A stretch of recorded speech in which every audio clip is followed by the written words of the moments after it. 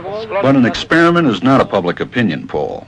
It examines behavior under the pressure of social forces, as the experiment of Solomon Asch reveals. The experiment you'll be taking part in today involves the perception of lengths of lines. As you can see here, I have a number of cards, and on each card there are several lines. Your task is a very simple one. You're to look at the line on the left and determine which of the three lines on the right is equal to it in length. All right, we'll proceed in this order. You'll give your answer. Only one of the people in the group is a real subject, the fifth person with the white T-shirt. The others are confederates of the experimenter and have been told to give wrong answers on some of the trials. The experiment begins uneventfully as subjects give their judgments. 2. 2. 2. 2. 2. 3. 3. 3. 3. But on the third trial, something happens. 2. 2. 2. 2. 2. The subject denies the evidence of his own eyes and yields to group influence. 1. Asch found subjects went along with the group on 37% of the critical trials. But he found through interviews that they went along with the group for different reasons. 1. 1. They must be right.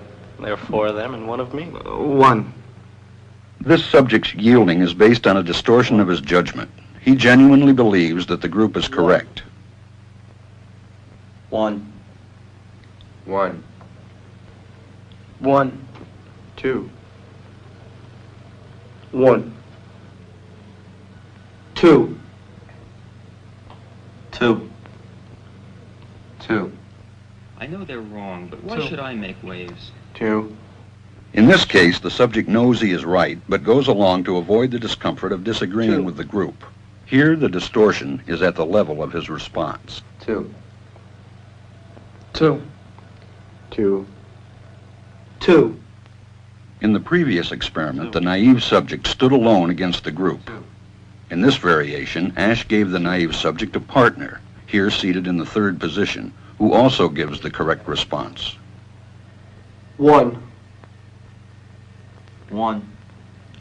2. 1. 2. With a partner, yielding drops to only 5% of the critical trials compared to 37% without a partner. Although subjects report warmth and good feeling toward the partner, they typically deny that he played a role in their own independence.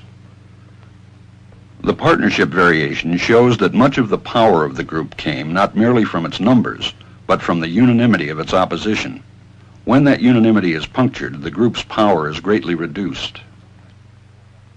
Sometimes we go along with the group because what they say convinces us they are right. This is called informational conformity. But sometimes we conform because we are apprehensive that the group will disapprove if we are deviant. This is called normative conformity. The strength of the normative factor is shown in another variation carried out by Asch.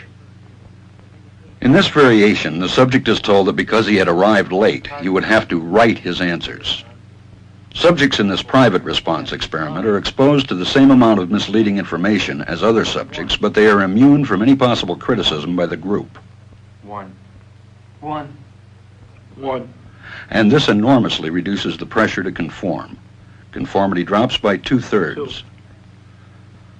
Asch's experiment is a classic. It reveals how people will deny what they see and submit to group pressure. It allows us not only to observe conformity, but to study the conditions that increase or reduce its occurrence.